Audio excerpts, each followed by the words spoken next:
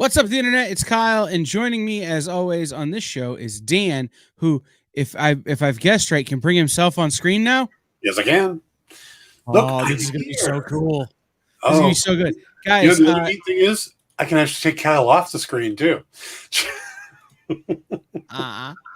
So, for those of you who don't understand this, Michigas, the software company that we use to do our streaming released its single largest software update since it launched today.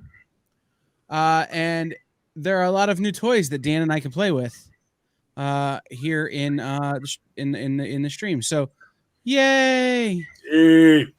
Yeah, I can actually do things like share my screen. Well, I could share my screen before, but I can actually do some of the things. Like if Kyle needs to step away for a few minutes, I can still bring guests on, stuff like that.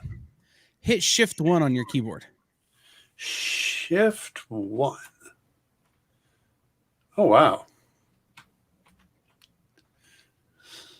How cool is that? Yeah. Yeah. Hotkeys, man. Hotkeys. All right. Welcome into In Stores This Week, a show where Dan and I talk about books that are in stores this week. Yeah. I'm on the wrong side, so now my framing is all off. Yeah, I was going to say, I'm not even sure how to change those. So, yeah, definitely fix that. Yeah, there we go. Yeah, that was, yeah. All right. We talk about books that are in stores this week. I'm now only a week behind on my pull list. I grabbed a month's worth of stuff last week, and you're playing catch up. That's good, Sean. No, I would recommend never letting it get to a month. If you can avoid it, go in every 2 weeks at the shortest, because then it's a smaller pile of stuff. Plus, your retailer is actually fronting the money for those things. So when you have them there for a month, you're actually tying up the retailer's money too. So right. You're making a commitment to purchase when you have a pull list. So just keep that in mind, folks. Right. I mean, sometimes stuff happens, right? I was always pretty good with people when that kind of stuff happened. Like, hey, Oh, thank you, Nicholas. He says, I appreciate I appreciate your all timed and content. We'll watch the rewind. Awesome. So, well, no, don't. Thanks, Dan. No, it's the reason I bring it up is this, right? Like, you can't get in. Stuff happens, but the more often you get in, the smaller the pile of stuff you haven't read yet is. And it makes it feel less overwhelming. I can't tell you how many people I knew who would cancel their pull list because the pile of stuff they hadn't read yet was just too overwhelming. Yeah. And I only mention it because there are people who will do that for long periods of time as a regular thing. If you get behind, you get behind. It happens. But if that's something that's a normal habit, then, I knew some. There was that one photo of the guy who had a stack of books like this big that people had been that hadn't bought, and that was all money he had tied up that he couldn't recover. Until I have a pull list at that store. I get it once a month. He knows I come in once a month. Okay, then yeah. But I only have 6 books on the pull list there. So I maybe get 6 books a month. He's really cool. I use that store specifically for my indie books. Like I get my indies and my super indies from them. I get my mild indies from somebody else, my Marvel and DC from somebody else, and my hardcovers from yet a fourth store. When I was younger, back when I was a computer programmer, and I had a shop near me, I used to go and pick up my books every week, but my pull list simply said all Marvel comics. Yeah. I don't do that anymore. No. That used to be my list, and it was like, and then it got to be all Marvel and the Image, and shows you, that was in the 90s. Yeah, no, it's true, man. Like I at one point had all Marvel, all Image, anything from Boom, and nothing else. Like that was my pull list, but that changed a lot. So let's get into some books first. I want to start with a book we were just talking about before we came on the air. G.I. Joe, Real American Hero. G.I. Joe. It has been freaking years since I read a G.I. Joe comic. Same. And it's interesting. This is a one that, well, this is a good jumping on point because it's a new story arc, and it does use, at least the villain is somebody I remember. I think Right. most of the, I mean, and then a couple of the characters, there's Shipwreck and Cutter that I remember, but the rest of the team is a bunch of newbies. And I started reading this, and the first thing I thought was, this is Larry Hama. This should be, this is the guy that wrote Silent Interlude. This is the guy that did an entirely nonverbal, or a comic with no dialogue. And all of this felt like over the top, where they were explaining every single thing they were doing. And I thought, that is absolutely, and then I went, oh wait, it's a newbie mission. It's a training mission. And then suddenly I went, oh, this is great. On Cobra Island, they're building a casino. They've repurposed their the bats and all that stuff to build a freaking casino. Dr. Mindbender is doing this. He's setting up his new lab, and that's what the team is. They're going on the island to see what's going on, what this new construct is. It's a freaking casino. Yeah, no, so the thing about this one for me is that I'm reading the whole thing. I'm going, yes, this is Larry Hama. It seemed awful verbose for Larry Hama. But I like that G.I. Joe was fighting Cobra. Yes. So often you pick up a G.I. Joe book and it's G.I. Joe versus the Transformers versus the Alien versus the Predator versus Judge Dredd versus something we've never heard of in the My Little Pony universe. Yes. Guest starring. Right. Oh, and guest starring the crew of, the USS Enterprise. Like, it's so often I feel like they take the thing that G.I. Joe was great at and bastardize it to have him battling, or have G.I. Joe, the team, battling the most absurd things. And so it was Cobra. And I'm like, yay, Cobra. Now they did put some issues in there of oppression. There's one member of the team is Arab, and he talks about going to the synagogue, not the synagogue, but the temple, and finding the graffiti on there when he was young, and how that spurred him to want to prove something to himself and to be an American hero. And then there was another, the girl Black Hat, the new character Black Hat, who's a computer hacker, talked about how, computers was all boys thing when she was growing up. So she had that ceiling to deal with too. So there was some deeper issues being dealt with here while in the middle of a fun story. Yeah, no. And the thing about it at the end is when you find out it's a training mission, you realize that this is a great place to jump in because it's G.I. Joe at its most basic. Mm-hmm. And before you can understand that you either like or dislike so much of that other stuff that happens with the character, you need to understand at its most basic. And if you're like me and you've been watching and reading G.I. Joe since the 90s, because you couldn't read before the 90s, you have this deep history with G.I. Joe cartoon shows, parodies, not parodies, comic books parodies, not parodies, all these kind of things that G.I. Joe have been. And so it was great to see Larry Hama doing G.I. Joe, which he may have been doing for a while. I don't know. I hadn't read it. Yeah, he has been. When Dan sent me G.I. Joe, I went, Yeah. All right. I looked at the list of IDW books we had an option to read, and I'm like, I'm going to take that one. I picked another one, but it turns out it wasn't shipped this week. So I went, I'll take this one. Now, something else I want to point out is the cover, which is a gorgeous cover. It is. But this is one of 4 connecting covers by Freddie Williams II. So this is the second one of the 4. So when you're in there and you're picking this up, flip back real quick and see if you can find 286, and then keep an eye out for 288 and 289, because this is going to create one big connecting image. Yeah. And if this is piece of it, I want the rest. That is awesome. So this was G.I. Joe, Real American Hero. Like I said, it's a great intro. Like I have friends who have kids now who are maybe old enough for G.I. Joe that didn't have the privilege of growing up with the cartoon show, this would be a great way for me to drop them in. Mm-hmm. I think so. Just knowing is half the battle. Right. Speaking of things you shouldn't drop children into, though, a book that Dan and I vehemently disagree on. What's the furthest place from here? Wherever that is, please leave this comic. Dan was not a fan of What's the Furthest Place from Here. And the thing about this show and its newer format, the new kind of thing we're doing is we're going to be straight with you, right? Like, it is a tough read.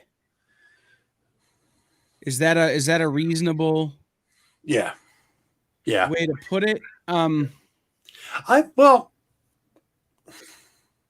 No, I didn't find it tough. I just found it very trying to be hip. There is a little bit. This is a hipstery book. So yeah. I'm going to tell you several things. One, the book is 64 pages. It's huge. It does have multiple covers and stuff like that. So, but it is a big book. Yeah. I'm not in any way saying it's bad. Yeah, I'm saying that this one isn't for me. Right. And so that's what we're talking about, right? Like, yeah, this book is everything I'm looking for in comics. When I say a tough read, I don't mean it was physically challenging to read. It was the book at some points didn't feel like it had any synergy. It didn't feel like it had any momentum. It would get momentum and then it would stop. And then it would get momentum and then it would stop. And then there'd be this moment with this sort of, okay, you're starting to develop a through line and then stop. Now, as someone who's read a lot of Matthew Rosenberg, including How Many Kids Walk Into a Bank and some of that kind of stuff, I'm used to this style of writing from him. Which is a thing. Sean says, after Jenna's interview yesterday with Matt and hearing the synopsis, I'm ready to read this one, especially since they're selling records for the first 6 or 7 issues. It's true. It's going to be one of those books where you're the whole of the experience is the hallmark of it, not necessarily just reading the book. So listening to the soundtrack that comes with it, understanding the way Matt Rosenberg tells stories. Mm-hmm. Well, first thing he does is he disses Hall & Oates, and I've got a problem with that to start with. Well, if you're a young punk, what's less punk than Hall & Oates? Helen Reddy. Okay. I mean, I was going to say Herb Alpert and the Tijuana Brass, like Chuck Mangione, maybe. There's some punk to Herb Alpert. Don't sell him short. But who was it who sang "Hello Mutta"? Red Skelton, right? Oh, I have no idea. Yeah. I found the concept interesting. I mean, it's basically Lord of the Flies set to a punk beat is the way I look at this. And but you know, and it's kind of hard to divorce yourself. You have to accept the fact that this is a group of teens that do not have the information we have. There's one character who appears to be sick, and it's pretty obvious what's wrong with her. You know, and you just want to go, right. You know that guy on the internet who just famously, he just kind of looks at things and Hobby Lane. Yeah, him. You just want him to. You know, that's how I spent most of the book. Right. It's true. But that's the other thing, right? Is that one of the things that I like in comic books, especially comic books like this one, is that forcing me to divorce myself from the things I know. Mm-hmm. I like my knowledge. I don't want to divorce myself from it. Thank you. So. Right. I mean, but like, we know what the illness is because we know that. Yeah. But I don't know what this world is. So maybe we're wrong. Maybe it's the xenomorph. We have no way of knowing. True, but So it's putting aside the things I know intellectually and just yeah. accepting what the comic gives me Mhm. is something I quite enjoy, which is why I think I enjoyed this book. Is that to me it felt a little bit more like The Outsiders than than Valley of the Dolls. But either one is a great analogy, in my opinion. So I was just going to accept what I knew of the characters and of their lives Hmm. rather than trying to read into it any further. Hmm. And I think that helps. I also think if you hear songs like, and I don't know what songs are going to be on the soundtrack, but songs like "Die on a Rope," uh, which are the punkest of punk by the "Die on a Rope" by the Distillers. Yeah. These truly punk. They're not good songs, but they embody punk. Um, if you have that kind of in the back of your head the whole time, it certainly helps. Hmm. So, all right. Something that neither of us read, but I want to bring up. Ed Pisker's Red Room, the Antisocial Network, which is volume 1 of Red Room, is out this week in trade paperback. I read it as it came out. Yeah. All right, let's hop up here to Ian Fleming's James Bond Himeros. I really like this series. Yeah. Part of what gets me is how Rodney Ramos. It's Rodney Ramos, right? Rodney Barnes. Rodney Barnes. I really like how Rodney is taking something very topical, well, somewhat topical now. It's kind of a little bit past, but your bad guy. Well, your catalyst for this. He's not really the bad guy in the sense that he's already dead, but is kind of a Jeffrey Epstein. And we're following Bond working with is it Giselle or whatever Giselle? Yeah, the weird name she's got. It's kind of that, and but I do like them working together, and I like the morally gray area, and I love where it ends. I just love where they walk in the room. I'd like you to meet James Bond, and it's like, are these skinheads? That's kind of the impression I got, that she walked them into a bunch of skinheads. But this is a really cool series. I like it. I like Frankenvilla's cover. I like Butch Geiss's cover. This Bond series is really clicking for me. Yeah, the thing about this issue compared to issue 1. Mm-hmm. Issue 1, I knew exactly what the allegory was. Mm-hmm. And so much James Bond is steeped in allegory, right? Like the original Ian Fleming stories, all of the movies were direct takes at kind of establishment espionage of the time. Right. And these stories originated at a time when espionage was big business. Yeah. I mean, it's still big business, don't get me wrong, but like it's a different thing these days. Mm-hmm. And to take a modern story, which is the Jeffrey Epstein kind of human trafficking epidemic that exists, and throw James Bond into it, and he's not necessarily working with a good guy. Mm-hmm. Issue 2 to me, right until the end, felt a little confusing. Oh, okay. It felt like, okay, what's your position here? Hmm. What is your kind of, where James Bond's going to come down on the issue, like, Yeah. but it's what are you trying to make me feel? And this issue didn't give me any sort of feels until the end. Hmm. Like there's a gunfight at one point that's when it started to turn. I'm like, okay, I get it now. I see where we're headed, and it ends up kind of where Dan said, where are these skinheads? What's happening right now? And you go, okay, it's one of those that sometimes you have to get in so deep with, the bad guy in order to bring down it's the enemy of my enemy is my enemy Mm-hmm.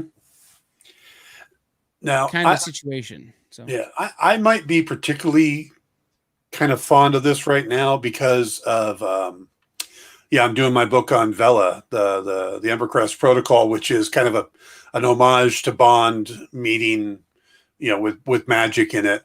So the elements that go into this are really kind of in the forefront of my mind right now. So I'm seeing that, but I'm also seeing in kind of a modern take, but it doesn't necessarily feel modern. It's a modern. It's that blend of this is the world now, but it still has those things that make it a James Bond story. James Bond should never be completely modernized. I agree. There are certain things that it needs to be James Bond, and and I'm good with that. I'm enjoying that. So Yeah. Yes. And I don't disagree with that sentiment at all. But for my James Bond money, deep down, I still want him fighting, Smears. guys like Blofeld. Yeah. I don't want him making me watch the news. and that's like, it's when you ask what that woman's name is. I know there's a woman. Yeah. I haven't followed it. I don't follow the news that way. So but you don't have to follow the news. It's not like it's counting on that. No, absolutely. But I don't. Yeah. I don't particularly care for James Bond making me think about the news. Yeah. If you didn't watch the news, it's not like you couldn't follow the story because it doesn't say, it doesn't parallel. Because I'm pretty sure that Epstein didn't have a mansion on his island that had a self-protection mode like the one this guy had. But you know what I mean? Like it's yeah. I know. It's why I like Indiana Jones. It's like, okay, we're going to fight the Nazis. Hey, we're going to fight this dude with this giant saber. Like, okay, all right. Yeah. It's definitely morally ambiguous because his current job is to protect a very questionable woman. Right. And it's part of why until the most recent James Bond, I've struggled with the Daniel Craig James Bonds.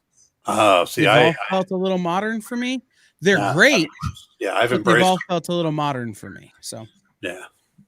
All right, let's move on to Almost American number 3. I am going to on this one do the thing we don't want to do very much, which is talk about the solicitation. Only because the preview copy that we got didn't have the word bubbles in it yet. Yeah, I just looked at pages of pictures. Yeah, the art was stunning. It was very nice. I said earlier I didn't realize it was Ron Mars. That's because there was no dialogue. There was just pictures. Right. And I will say something to the people who send us those going, hey, can we get them with the dialogue? Yeah. By the way, Drew agrees with you. Says, I agree. I want Bond not born in a suit. Kinda. Yeah. Yeah. So this is having fled from their native Russia with little more than their lives. The Newmans find themselves marooned in Philadelphia, housed in luxurious surroundings, but virtual prisoners of the U.S. government. As the CIA and FBI bicker over which agency will utilize them as intelligence assets, the unwitting couple is stalked by a Russian agent seeking revenge. So, if you've seen The Americans, or if you've seen Black Widow, imagine if those couples had come here and been like, "Hi, this is who we are. Can we have asylum? Can we be Americans? We don't want to be Russians, and we don't want to do that." And the American government was like, "Yeah," and then red tape happened. So you're almost Americans, but you're not quite, and it's the struggle of how do you exist when you're still Russian spies, but you're trying to find this new country, but this new country isn't really treating you that well. So that is Almost American from Aftershock. Number 3 is out this week. You should be able to get numbers 1 and 2 in local comic shops if you ask. One I really am desperate to read now. Probably read when I get home tonight. But I didn't get to read today because I ran out of time. Nick's number 1 from Dynamite Comics. I got to read this and really, really liked it. It was surprisingly self-contained. That really, I mean, normally you get a first issue and it's 99% setup for the series. But this wasn't. This is Christos Gage, and I was really impressed by the art. I cannot remember the artist's name. You probably have it there. Mark Bortel, I think it is. Something to that effect. I don't have that one open. Give me just a second. Yeah.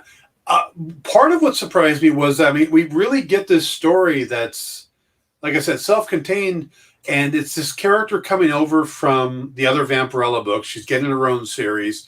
She's the daughter of the demon Chaos and Lucretia Borgia, and she's got these half-demon abilities that keeps her alive, and it's about her finding love, which is something she's never done before.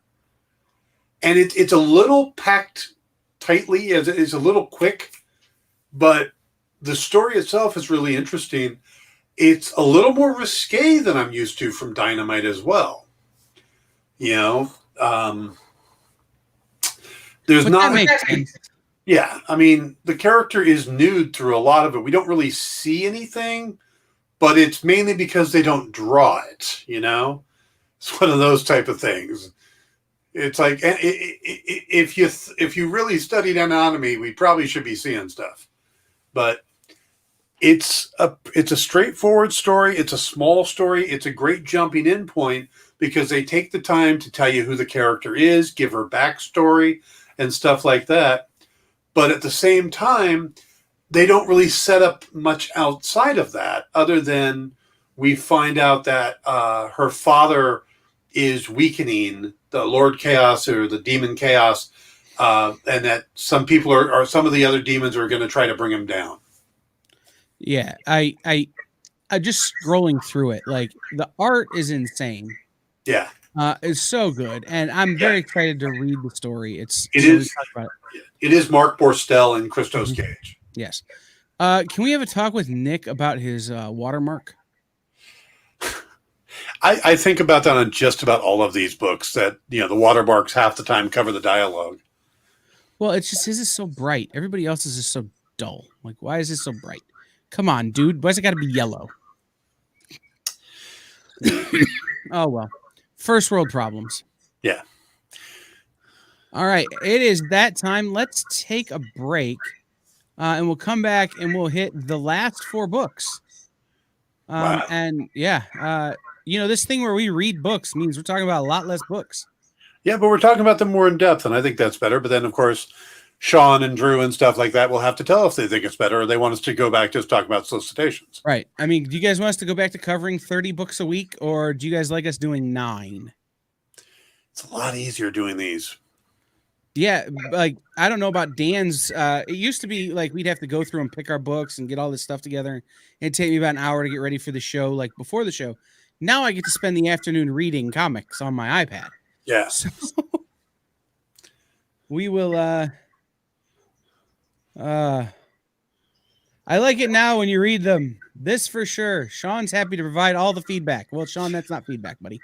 All right. We'll be right back after these messages from, well, us.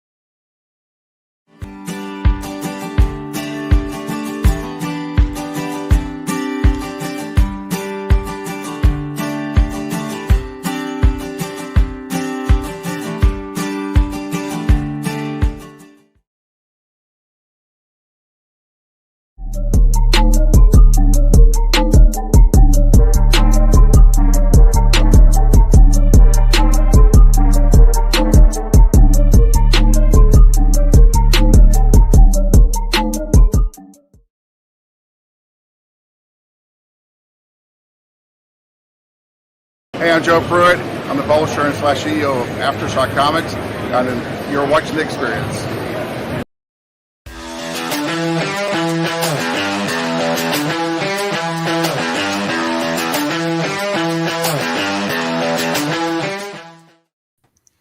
We're back. We are. Yes. All right. Sean likes it better this way, too. I think everybody likes it better this way, and if you don't, you're wrong. Yeah. In this situation, there's two of us, and one of us is right, and the other one is you. Yeah. Correct. So, since you can steer the ship now, Dan, you want to? Well, I don't know if I have the actual ability to put the pictures up. Where are the pictures? If you go to brand, okay. and does your brand say Maine? Maine? At the top? It does not say Maine, but I do have... Click on the drop down and go to Maine.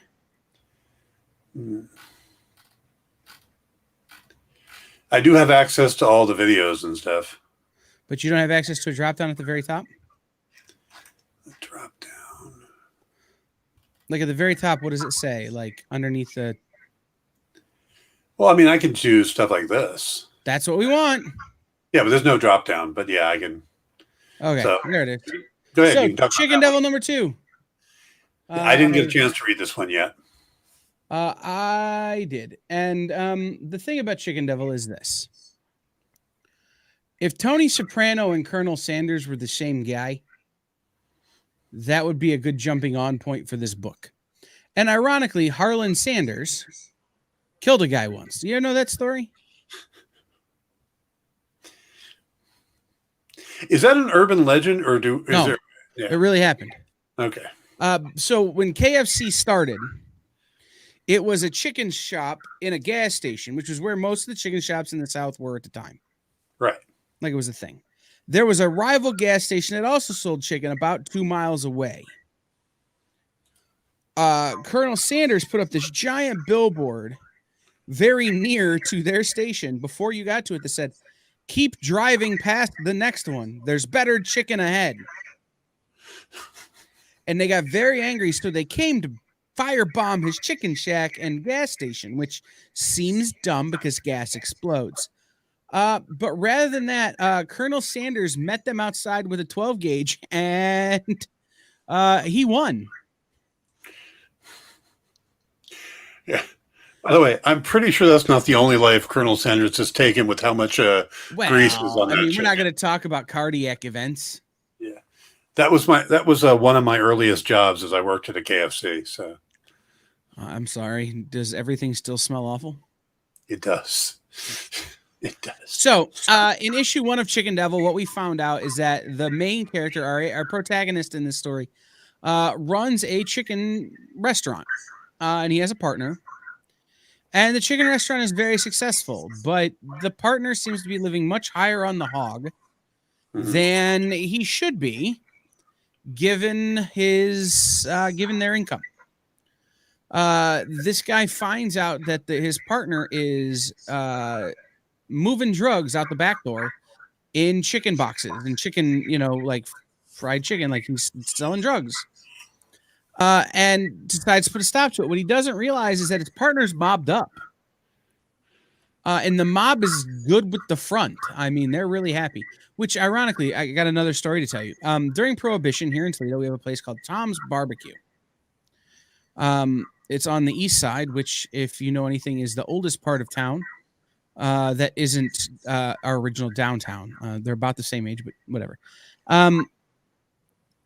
During the 1920s and 30s, it was called Popov's Chicken. Pete Popov's Chicken. And Popov was actually a member of the Italian crime organization that would go on to be the Capone gang. They would hide liquor that they brought through the Great Lakes from Chicago, or that was heading to Chicago, that they were taking through the Great Lakes, under Pete Popov's chicken shack. And the cops knew and everybody knew, but nobody wanted to deal with all the chicken crap to get it out and actually bust Pete.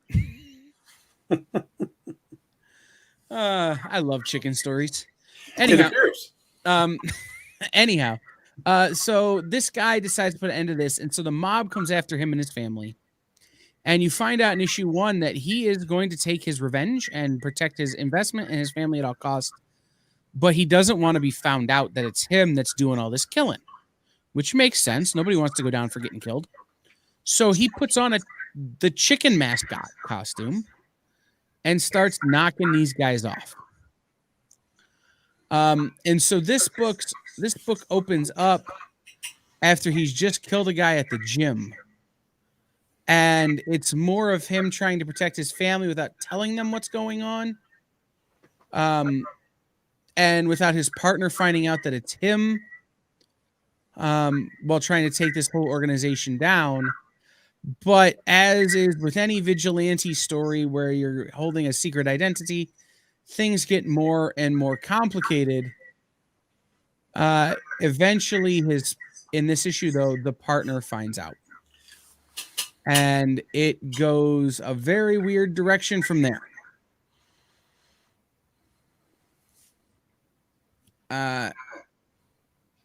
Sean Butler has an Italian mob story. So when we get a book about the Italian mob, Sean, we'll have you on to tell it.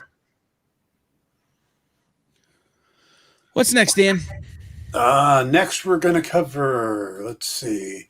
Take that down. Let's go to the one we both are pretty excited about.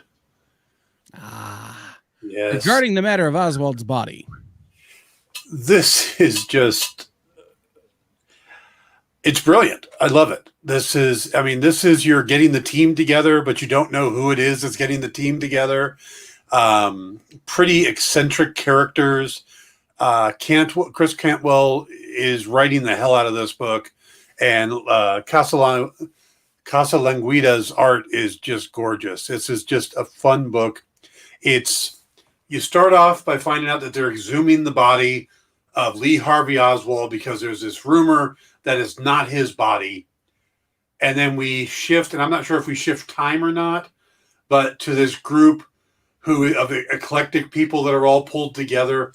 And the plot of the story, it's very little, but there's so much fun getting to it, learning about these characters and their uniqueness and how they play out, that I really, really enjoyed this one and can't wait to see with the next one. This one had strong vibes. Was Son of Kal-El #5 released to it would be I operate on the Wednesday rule, but we'll come back to that, Lee. Give us just a minute here. You talk, I'll look it up. I already got it. I got it right here, Dan. Okay.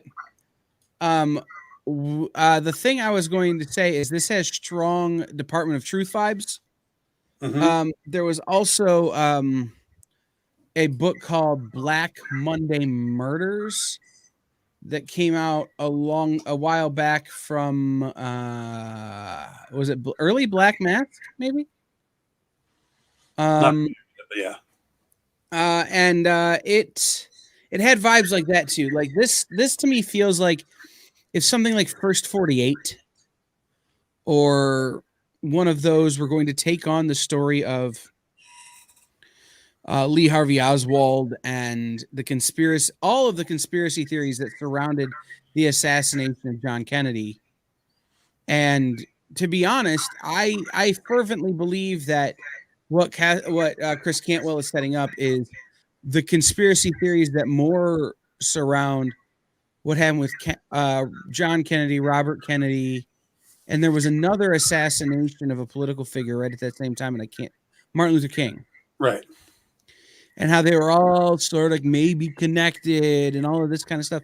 I really do believe he's going to play into that kind of theory. And I'm here for it because this is a part of history that I love. Yeah.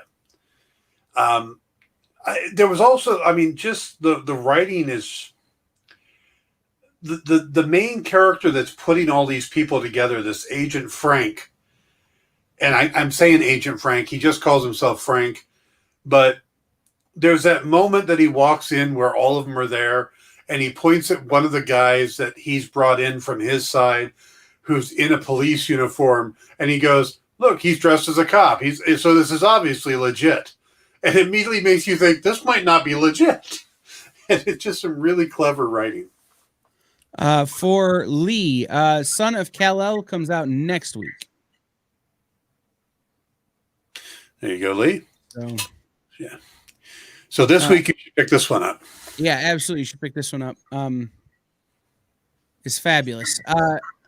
The one other thing that this in my head, so when I read comics, I don't know about you, Dan, but I hear music in my head. Like I hear the soundtrack if it was a movie. Okay. And in this one, I kept hearing the opening song from the Sondheim musical Assassins. Everyone has the right to be happy. Yeah. And it's a whole song about how you can only be happy if you could kill a president. I'm not familiar with that one, and I do know show tunes and stuff. Oh man, you got to see Assassins. It's every assassin who's ever killed or attempted to kill a U.S. president is together in this show, and at the end, it's John Wilkes Booth talking to Lee Harvey Oswald as Oswald is about to kill Kennedy. Okay. Like, oh, it's fabulous. I've auditioned for it a couple times and never been able to actually do the show. Like I've either not gotten cast or I've auditioned, gotten a cast, and then had convention or something fall the same weekend as the show and had to back out, just problems. And I would love to play Leon Czolgosz, who killed William McKinley. All right. But we talk about him later. That's just so I can do a thick Russian accent. Let's go to Horizon Zero Dawn, which you read and I did not. Right. I'm going to be completely honest with you on this one. This is definitely for the people that play the game. Where I've read a lot of game adaptation books, the D&D books and stuff like that, but they all really have their own feel. And they, they're connected to the game and the bigger mythos. This really felt like you really need to play the game to get into it. I mean, there's two stories going on here. This is supposed to be a jumping on point. And the character you see on here is battling a steel hawk, which I guess is from the game. And they're tracking somebody. And that's the main story. But the rest of it is this flashback to a character that is made this mistake. And the flashback is where the real story is taking place. But there's nothing going on there. It's all very political. It's, this person's allied with that person. And then, so I think if you like Horizon Zero Dawn, absolutely pick up this book. It's a lot of lore. It's a lot of background stuff. But I think if you don't play the game, it's a hard book to crack, to get into. So, also the cover, it shows you, there's a lot of info dump in the beginning to kind of catch you up, which does help. But they show you art for the game, related to the game, and then they switch to the art for the comic. And it's not that the art for the comic is bad, but it's very different. It's more standard manga style art, where you have the very detailed video game art in the beginning, and it kind of throws you off a little bit. Yeah, I have never played Horizon Zero Dawn, and we've talked about these books in the past, and I've never been super interested. Mm-hmm. Do we both have a favorite video game based comics? I do. It's Life is Strange. But also, what was it? Little Lights from a few years ago was also very good. Little Nightmares. Little Nightmares. Okay. I mean, the Halo books were great back in the day. Yeah. I remember some. I like the comics they do off of Overwatch. I think they do a really good job with those. But those characters are kind of geared to be comic book characters. So I think that's probably why that one's successful. Yeah. So Lee asked if we've ever read Scumbag. And I assume you mean The Scumbag from Image, which is the Rick Remender story. And if you do mean that one, yes. And Ermagerd. It's I love Rick Remender, so I like Rick Remender a lot. I have not had a chance to read Scumbag. Yes, I've read Scumbag. It's a great story, great art. Rick Remender's great. That one, it started off with no, that one's never had Phillips on it. What's Phillips's for Remender and Sean it's Phillips? Brubaker and Phillips. Yes, Ed Brubaker. It's got that feel. It's got that feel of Ed Brubaker and Sean Phillips, and this is Rick Remender kind of doing a similar thing. Cool. So, all right. Last book for the night. We both read. It's another Aftershock book. Yeah. This is My Date with Monsters. I was going to say Nick's was my favorite book of the week, and then we got to this one. And this was on your list, so it wasn't even on my radar. But man, I like this book. It is just so out there and bizarre, yet really fun. Right. You know, I love the big troll. I love the setup, and yeah, it is just. Go ahead. So the premise of this book is that in this world, monsters are real, but that they come when you have a nightmare. So if you've ever read Sandman, this is like the part of if this combined with Sandman, that would be maybe the most messed up book I've ever read. Like, that would be nuts. But it's so you dream, and if you have a nightmare, the monsters from your nightmare can come through to the corporeal world. So it's kind of made law that you have to take this medication, essentially, to stop you from dreaming. And that's my understanding, is that it stops you from... It doesn't stop you from dreaming. It stops you from having nightmares. Okay, I read it as stops you from dreaming, but stops you from having nightmares is a... Yeah, because the way other people have said it. Yeah. Right. And there is a person or a thing that battles the monsters when they do come through, because some people, you can take the pill, you can take the medicine, you still have nightmares. And there's a couple key people that when they're like I don't know what the term they use is, but they need to make those people happy. They need to give them their fondest dream to get them to stop creating these monsters. Right. And so this is the story of a little girl whose parents go out on a date, and she's left with a sitter, and all hell breaks loose. Is that a fair way to talk about it without spoiling it?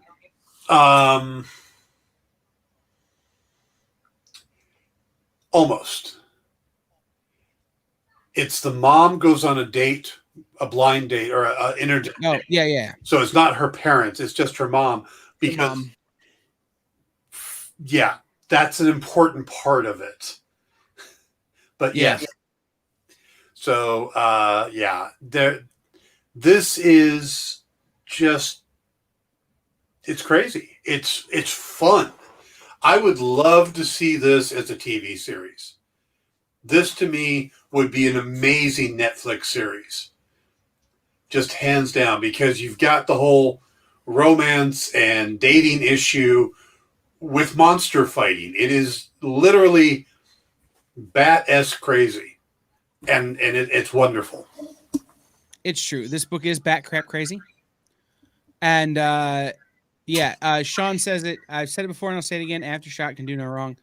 I work for Aftershock a little and I disagree, but they can do some wrong. But they have been on a hot streak for a really long time. And Sean, if you want to know what the Summerong is, I can send it to you in private chat. But it's been a long time since they've had a slip up and had anything that wasn't amazing. And that streak continues, and I'm super glad for it. Yeah. I've been an Aftershock fan since the first volume of Pestilence.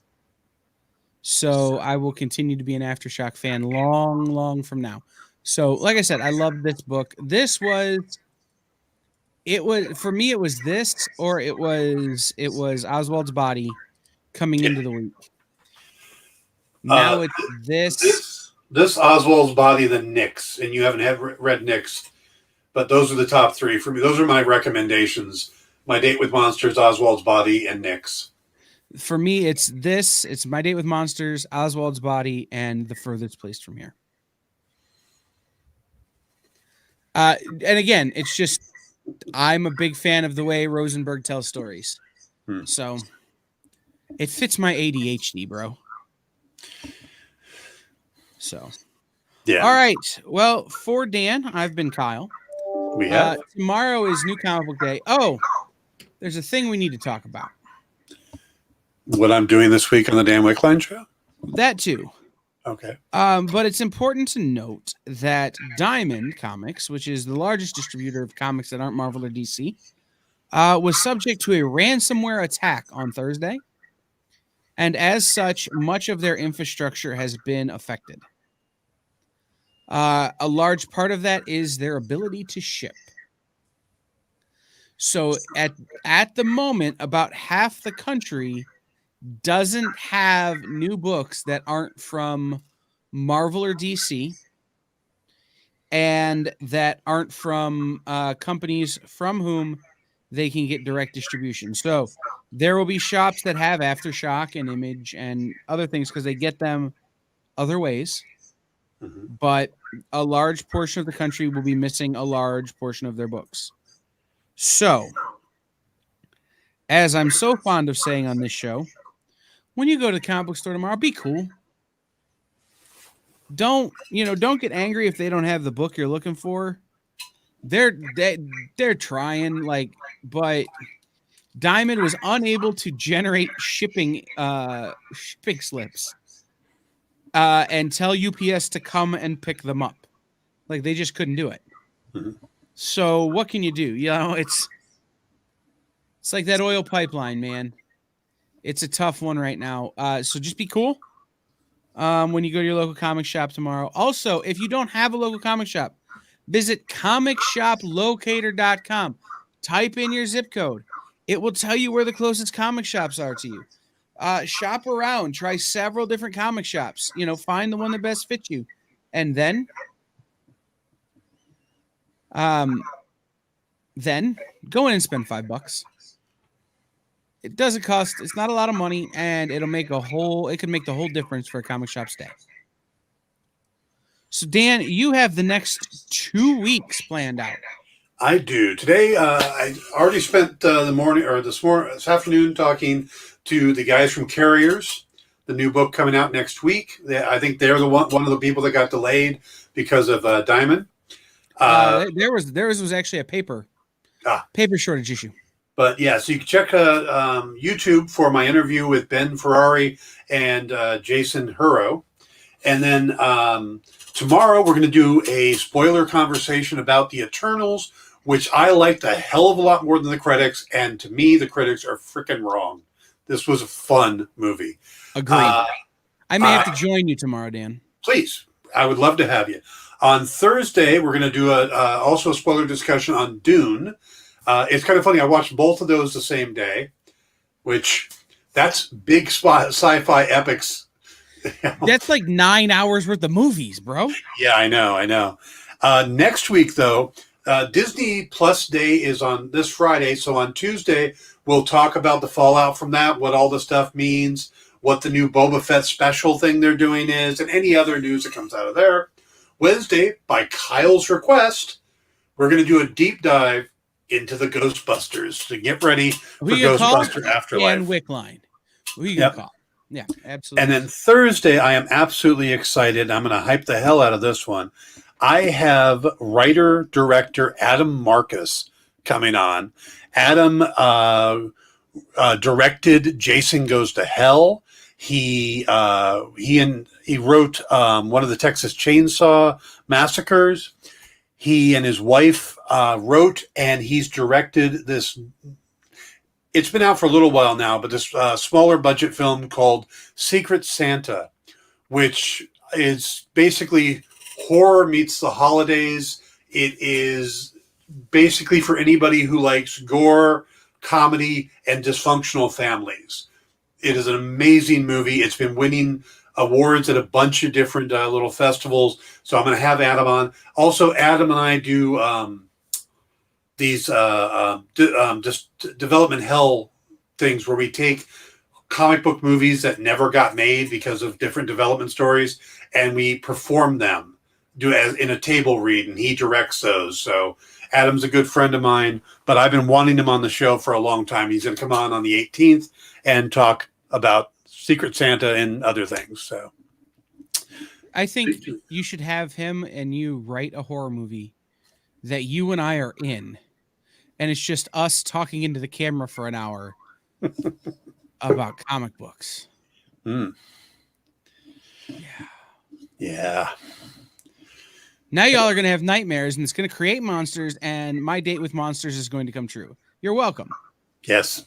So for Dan, I have been Kyle. And because Dan doesn't have this power, I'm going to end the show. But we will see everybody later this week. He can end the show, but I can end him. Kind of fun, huh?